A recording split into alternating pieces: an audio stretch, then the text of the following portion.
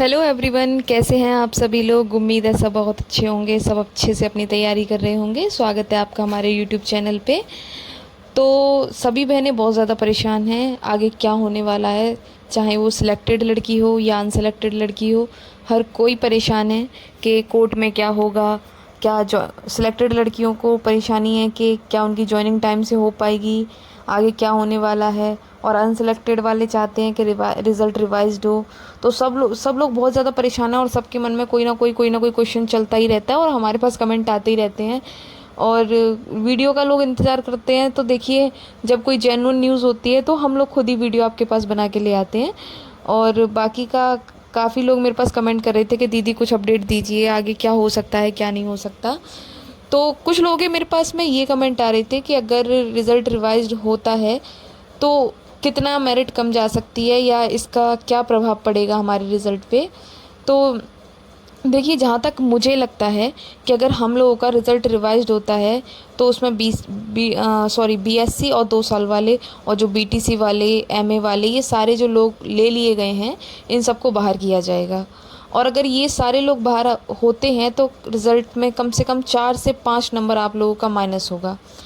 आप ये लोग लिख के ले लीजिए, अगर हमारा रिज़ल्ट रिवाइज्ड होता है तो 4 से 5 नंबर हमारी मेरिट डाउन चली जाएगी। और एक बात और, जो बहुत ज़्यादा लोग परेशान हो रहे हैं कि वकील कौन है, क्योंकि डैशबोर्ड पे किसका नाम शो हो रहा है। देखिए, हमारे जो वकील हैं, आपने पहली हियरिंग देख ली होगी, उसका ऑर्डर भी अपलोड हो चुका है, वो मैंने आपको दिखा भी दिया है। JN माथुर साहब हमारे वकील हैं। और उसके अलावा हमारे दूसरे वकील हैं मंसूर सर। तो हमारे एक वकील नहीं है, हमारे सीनियर और जूनियर दोनों एडवोकेट हम लोगों ने हायर किए हुए हैं। तो आप बहनें परेशान मत हो। और हमारे वकील इतने अच्छे वकील हैं, वो पहले भी इस तरीके का एक केस जीत चुके हैं जो कि डिग्री और डिप्लोमा धारकों के बीच हुआ था। तो आप अंदाज़ा लगा सकते हैं कि किस स्तर के वो वकील होंगे और पहले भी उन्होंने इस तरीके की जीत हासिल की है।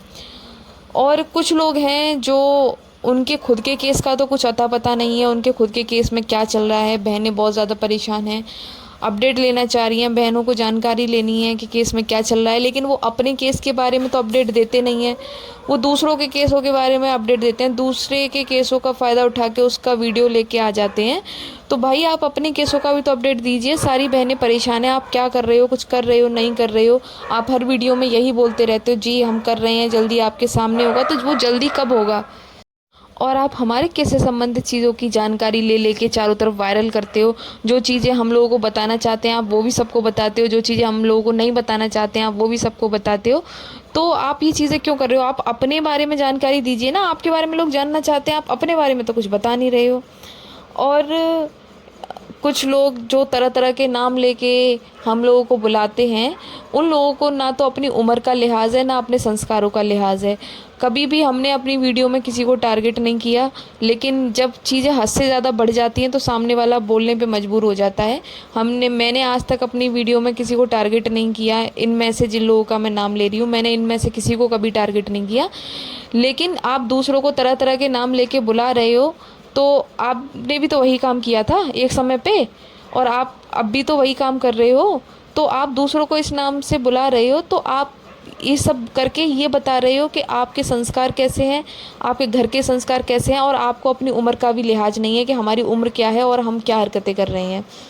तो हालांकि हमें ऐसे लोगों से कोई फ़र्क नहीं पड़ता है, क्योंकि जब लोगों को दिखता है कि चीज़ें क्या हो रही हैं और उनका इसमें अहित हो सकता है और वो गलत तरीके से भर्ती को हत्याएं हैं, तो उन लोगों को डर लगता है। और कल से एक स्क्रीनशॉट को लेके लड़कियां बोल रही थी कि किसी लड़की ने कोई मैसेज डाला हुआ है ग्रुप में कि अरे सचिव सर ने स्क्रीनशॉट लेके रखे हुए हैं और सबके खिलाफ कार्रवाई होगी, अपने बचाव कीजिए। तो सचिव सर इतना फालतू हैं जो सचिव सर ऐसी हरकतें करेंगे। और कोर्ट किस लिए बने हैं, कोर्ट न्याय के लिए बने हैं। अगर आपके साथ कोई अन्याय होता है तो आप कोर्ट में जा सकते हैं, और कोर्ट में जाने से आजकल किसको सज़ा मिलती है या किसको सज़ा मिली है। और अगर कोर्ट में जाने से ही सज़ा मिलती तो 126 संविदाकर्मी भी कोर्ट में गए थे। कोर्ट में जाने से सज़ा मिलती तो रेडियो ऑपरेटर वाले भी कोर्ट में गए थे, लेखपाल वाले भी कोर्ट में गए थे। और क्या क्या नहीं बोला गया सचिव सर को, ग्रुप में गालियां तक दी हैं लड़कियों ने, ग्रुप में इतना उल्टा सीधा नाप शनाप बोला है। और उस टाइम भी सचिव सर इसकी ग्रुप में ऐड थे, वो सारी चीज़ें देखते थे लड़कियों के अकॉर्डिंग। तो फिर जब कोई कार्रवाई नहीं हुई तो अब क्या कार्रवाई होगी? और अगर कोई कार्रवाई होती है तो उस कार्रवाई का कोई बैकग्राउंड होता है, कोई बेस होता है, हवा में कार्रवाई नहीं होती है। तो जो भी लोग आपको ये सारी बकवास करके डरा रहे हैं, तो आप ऐसे लोगों से निश्चिंत हो जाइए। असल मायने में डरे वो हैं, डर उनको लग रहा है कि कहीं भर्ती में कोई जांच ना हो जाए, कोई कार्रवाई ना हो जाए, और उनकी जो पोल पट्टी है, जिस तरीके से वो गलत तरीके से घुसे हैं, दूसरों की सीट जिन उन्होंने हत्या ली है, कहीं उनके हाथ से वो सीट ना चली जाए। क्योंकि अगर आप नोटिफिकेशन के आधार पर वैकेंसी को पूरा करते तो जो नोटिफिकेशन आपने निकाला था, जो योग्यता उसमें मांगी गई थी, वो सारी लड़कियां आपके पास थी। लेकिन आपने जो लड़कियां पात्रता को पूरी करती थी उन सबको बाहर निकाल के जिसका मन किया उसको भर लिया। ये कौन सा तरीका है? और आपने आरटीआई लड़कियों ने लगाई, आरटीआई में आपने लड़कियों के जवाब दिए, आप आरटीआई में अलग अलग जवाब दे रहे हैं। तो अगर आपको एक मीटिंग बुला के और उसी मीटिंग के आधार पर योग्यताएं निर्धारित करनी थी, तो नोटिफिकेशन का तो कोई आधार ही नहीं रहा, नोटिफिकेशन के कोई मायने ही नहीं रहे। फिर आप एक ओपन वैकेंसी निकालते और उस ओपन वैकेंसी में जिसका मन होता वो फॉर्म अप्लाई करता, और बाद में आप एक मीटिंग कर लेते। मीटिंग में जो आपके हिसाब से सही होता और सबको उसमें भर लेते, तो किसी को ऑब्जेक्शन भी नहीं होता, ना कोई कोर्ट जाता।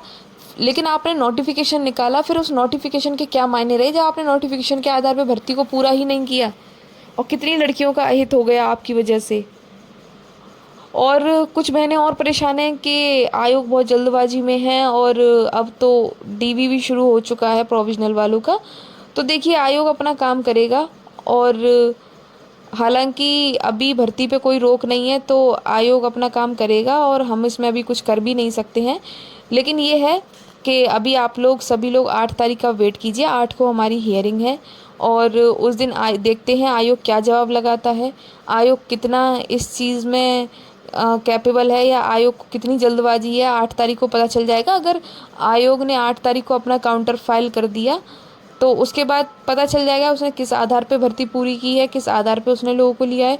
और अगर आयोग काउंटर फाइल नहीं करता है तो उससे ये साबित हो जाएगा कि आयोग को कितनी जल्दबाजी है। दूसरी बात यह है कि अगर आयोग ने मीटिंग बुलाई, विशेषज्ञों की मीटिंग बुला के आपने सबको शामिल कर लिया, तो जो यूनिवर्सिटीज़ जिनमें आईटीआई हम लोगों ने लगाई थी, और उन यूनिवर्सिटीज़ ने उपाधि में 3 साल को उपाधि धारक माना है और कला वर्ग को विज्ञान वर्ग के समकक्ष नहीं माना है, तो वो यूनिवर्सिटी कहीं अलग से पढ़ के आए हैं, उस यूनिवर्सिटीज़ के प्रोफेसर्स, या फिर उन यूनिवर्सिटीज़ के नियम अलग हैं क्या? इस चीज़ का जवाब हम आयोग से लेना चाहेंगे। और दूसरी चीज़, कुछ लड़कियां बोल रही हैं कि जो विज्ञान वर्ग में जो होम साइंस वाली लड़कियां होती हैं वो विज्ञान वर्ग में नहीं आती हैं। तो ऑफ कोर्स मैं मानती हूँ कि वो लड़कियां विज्ञान वर्ग में नहीं आती हैं, लेकिन ये भी कहाँ लिखा हुआ है कि वो कला वर्ग में आती हैं। और अगर वो कला वर्ग में आती हैं तो फिर सारी विज्ञान वर्ग में जो होम साइंस वाली लड़कियां थी सबको मौका देना चाहिए था। और भी बहुत सारी वैकेंसी है, मैंने आपको पहले भी एग्जांपल दिया है, जिसमें विज्ञान वर्ग के लोग लिए जाते हैं, लेकिन कला वर्ग में अगर सेम सब्जेक्ट से लोग हों तो सेम सब्जेक्ट में हम उन वैकेंसीज़ के लिए अप्लाई नहीं कर सकते हैं। ठीक है, बहुत सी ऐसी वैकेंसी होती हैं जो हाई स्कूल से निकलती हैं, और हाई स्कूल में कला वर्ग का बच्चा भी मैथ पढ़ता है, साइंस भी पढ़ता है, सब कुछ पढ़ता है, उसके बाद भी वो सारी वैकेंसीज़ में अप्लाई नहीं कर पाता। तो ये दोगली बातें क्यों? अगर कोई नियम है तो सबके लिए एक जैसे होने चाहिए, और कोई नियम नहीं है तो फिर किसी के लिए नहीं होने चाहिए।